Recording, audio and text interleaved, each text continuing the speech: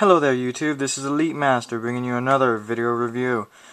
This time I'll be taking a look at the Master Grade 1/100 scale Zeong. This thing is big. And I mean big. And let's take a look at the guy in full. He is so big, and because it's not the perfect version, he needs a stand. Of course he doesn't have any legs, so that doesn't help at all either. What he does have is a multitude of thrusters under his skirt. Just take him off the base right here. As you can see, he's got two big thrusters in the front, where the legs would attach if this was the perfect version. He's got 5 thrusters here. Each one of these are on a ball joint. So these thrusters can move back and forth, side to side. And there's another joint inside here that allows the thrusters to go up into the body where you can't see them, or if you pull them out, you can see them.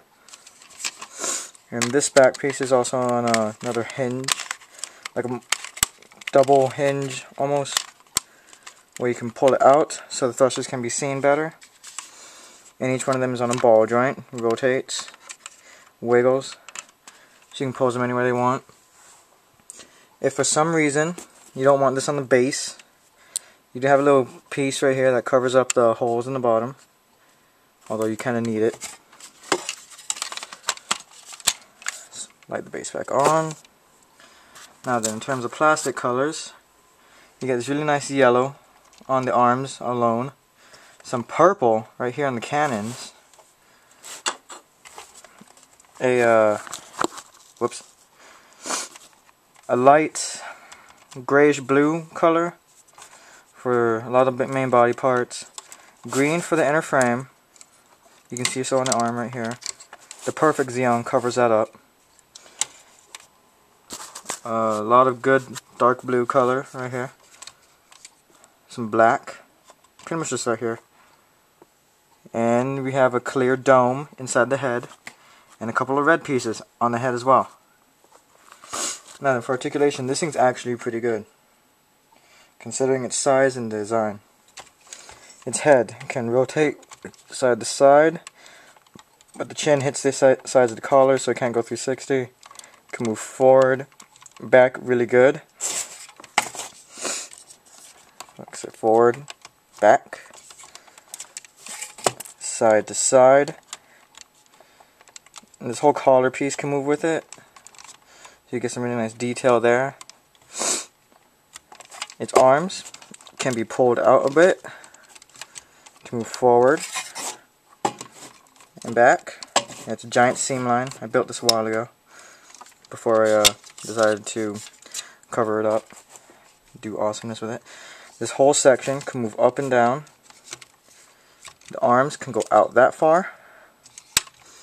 It can rotate 360. Just watch the antenna. Shoulder armor is separate. Can rotate below the shoulder, bend about that far the arm until you pull it out a little bit.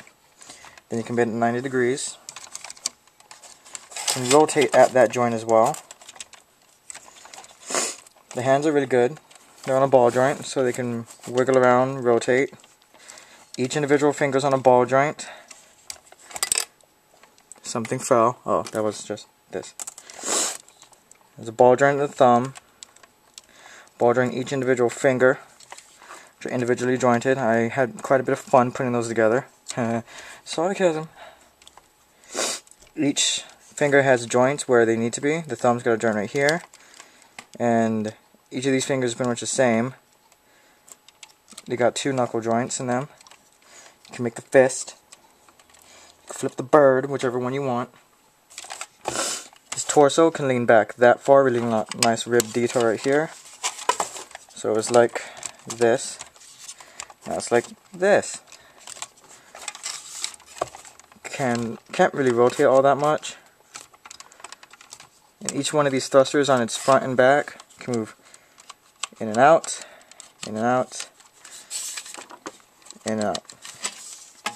I already showed you the thrusters in the bottom. And in terms of articulation, that's pretty much it. So considering what this guy's design is, that's pretty good. Now he's also got one more bit of articulation. Let's take the head off, because it's in here. The thrusters on the side of the face can move back and forth. And the reason this thing's head pops off so easily is because it's to represent that one scene in 0079 when Char was fighting Amuro, and Amuro destroyed the Zeong's body, but Char had wrecked the RX-78-2's head, and I believe it was his left arm, and Amuro was shooting blind, and still somehow shot Char's head, which was floating around like this, shooting lasers out of its mouth. Somehow he survived still. But you can pop this off. See, it's a clear dome with a grayish blue piece of plastic over it. Its eye can move side to, whoops, I got stuck there, side, and it can rotate all the way to the back of the head. That's really neat. And that sticker does like to peel off if you're not careful.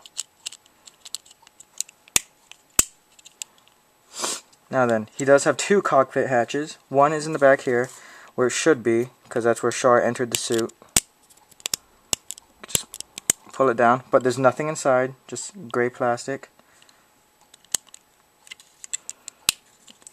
And that's on crooked.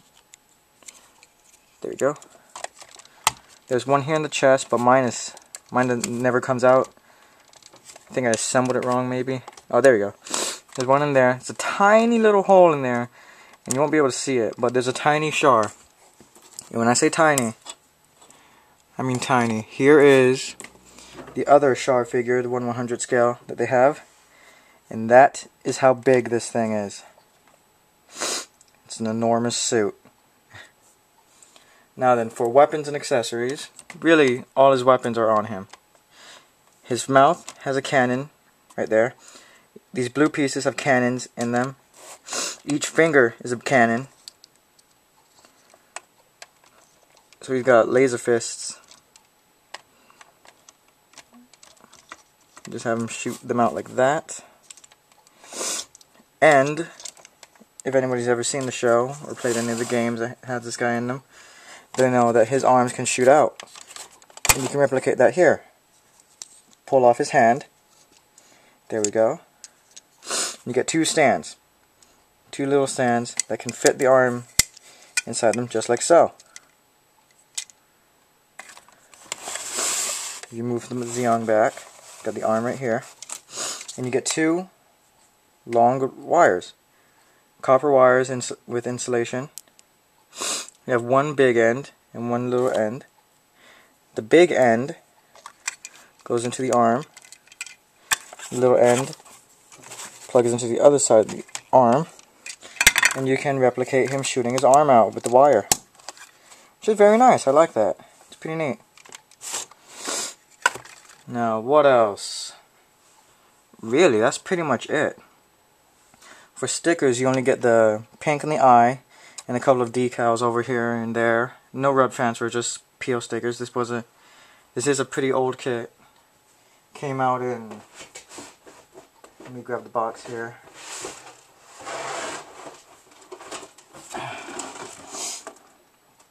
Came out in 2002, so that's a good 9 years. And it sold for 6,000 yen.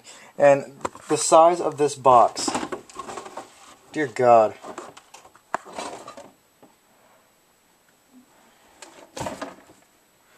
It's a giant box. How giant?